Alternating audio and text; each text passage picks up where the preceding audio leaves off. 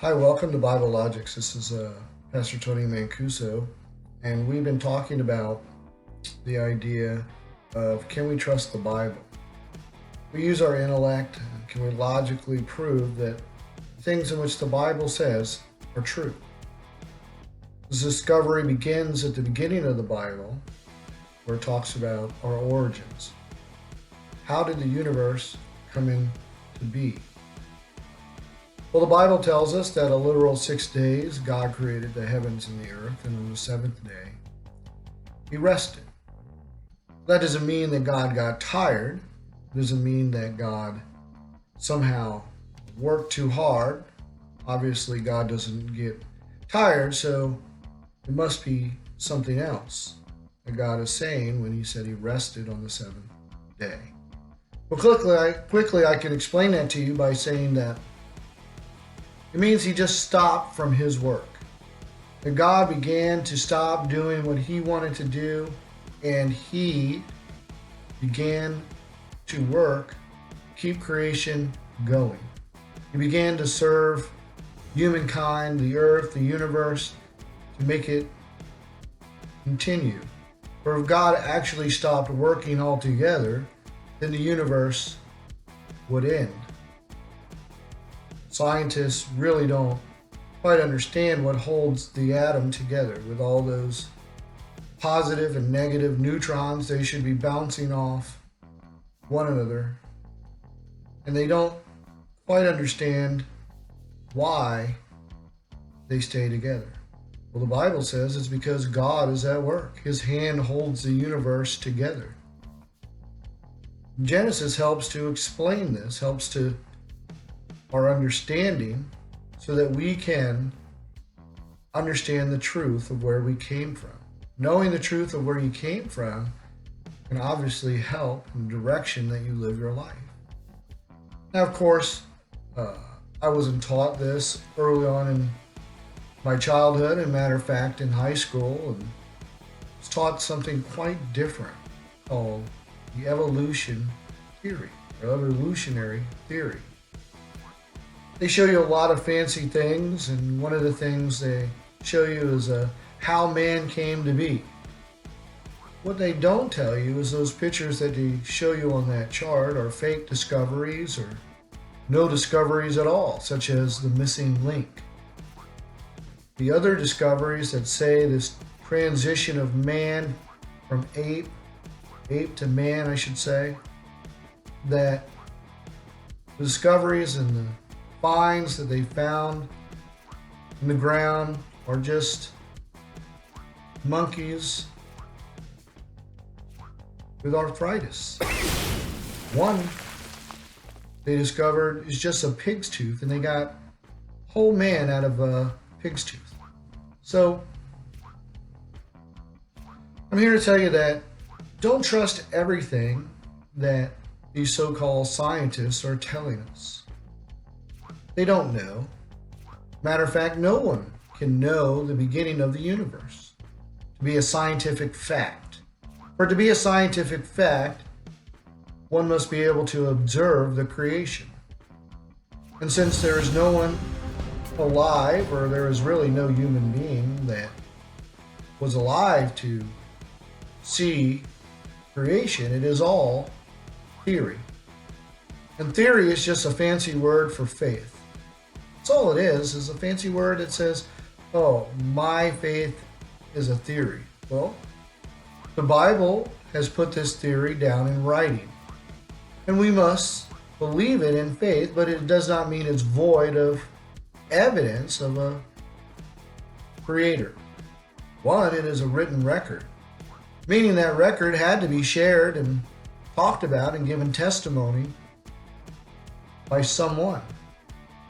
So right there, written testimony is always can be submitted as evidence of something or something in existence.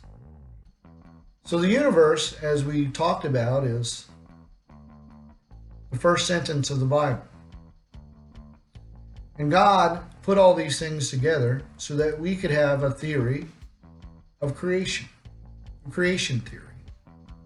Of course, we have to take it by faith just as much as a person who might believe or is taught the evolution theory, but they don't quite tell you that in science class in high school.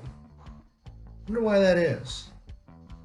Wonder why they don't tell you that what they believe isn't totally science, it is partially religion. And religion is a belief because it must be observable. So here we have the first 6 days of creation, which God created light, which God created land, which God created land animals, and plants. We looked at the scientific order in which he did that. Of course, plants must come before the animals, the breathing animals. Plants need what we breathe out so that they can form the oxygen that we need. Of course, the sun must be created to give the energy to the plants, create photosynthesis, bring about oxygen and life for them, that they might be able to use what the sun offers. So I don't hold to any of this idea that there's billions and billions of years between creation. This is another scientific falsehood that exists that people just believe, like myself, because it comes from people of authority that look like very nice people and are good people by our standards and our means. Why would they lie to us? Well, it's because they do not want to receive the absolute truth that comes from the Bible is one reason. Maybe they haven't heard. Maybe you haven't heard. And you just want to know the truth. Well, the truth is God created the world in a literal 6 days. He says a night and a day were the first day, so on and so forth, until the 6th day in which he made Adam. And then from Adam, he made woman with a supernatural power. Of course, if there is a God, we would hope that he would have supernatural power. If we're to trust into someone, we would hope that he wouldn't be a liar. He wouldn't tell lies. Well, these are the facts of the Bible. That in Exodus, it clearly says God created the heavens and the earth in 6 days. In 6 days I created the heavens and the earth, he says. And on the 7th day, he rested. Which brings us to the law given to Israel about a Sabbath day of rest. Now, I do not hold to the Sabbath day of rest today in the new covenant, for that was of the old covenant, but I believe that every day it's a day in which we can find rest in the Lord, that our work does not go unnoticed by God. However, he did give them one day, and he says, look back at creation. So I've given you an example. So God created these things, and if we look at them, we understand they all have to work together and they can make sense, logical sense. But there's evidence to prove that these things are true testimony. As I said, they were passed on through the centuries. There is no other book that verifies itself like the Bible and through other believers. And of course, Jesus verifying it all. But does it make scientific sense? God created water first for everything that has life or works together because of water. Water can't come from fire.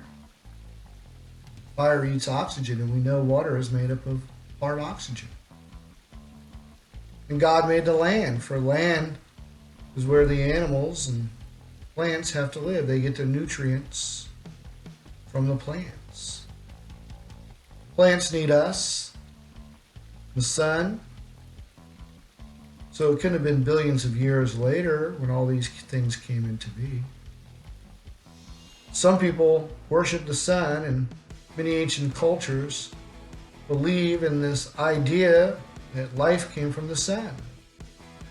So the evolution theory states that we were nothing but an ooze or a cell of plankton, which is more complicated than you think, the single cell, but nevertheless, that the sun gave it life.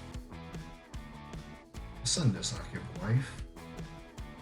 The sun destroys life, if anything. Since the flood of Noah, the sun has done great damage to our earth. Causes us to age quicker. I challenge anybody to stay out in the sun to see if it will give you life. It can't. It won't.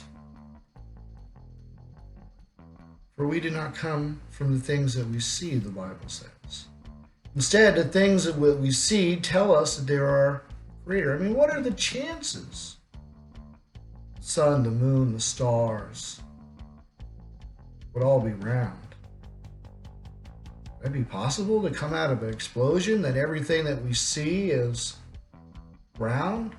I like to say that again and again because, again, it challenges your intellect, that we understand that from an explosion can not all things come round.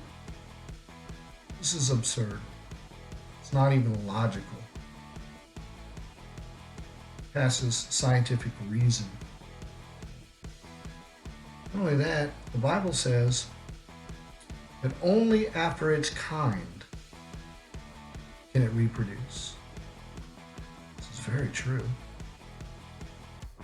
Especially of human beings, we can't procreate with any animals. That goes right into the face of the evolutionary theory that we came from animals. Well, if we came from animals, then we should be able to reproduce with animals. God even said that was an abomination. Do such things.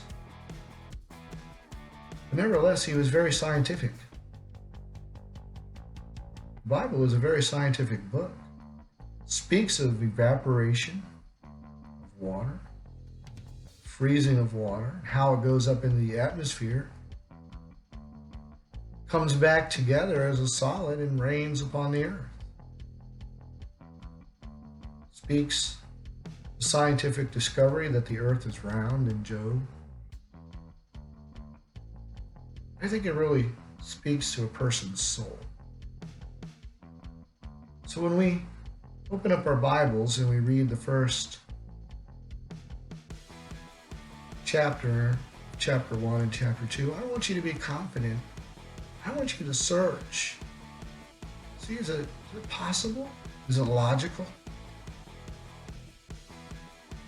that God created the world in a literal 6 days? I think it's the only reasonable answer when you think about science and how everything works and what we see today.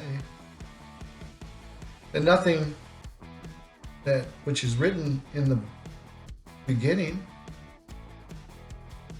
is not based on science to some degree. But whatever theory you choose, realize they're both by faith. There's not enough evidence of either way to make it a scientific fact because it has to be observable. Since no one was able to sit there and see creation, there will never be a scientific fact. There will always be theories. What is a reasonable theory and what is not a reasonable theory? Well,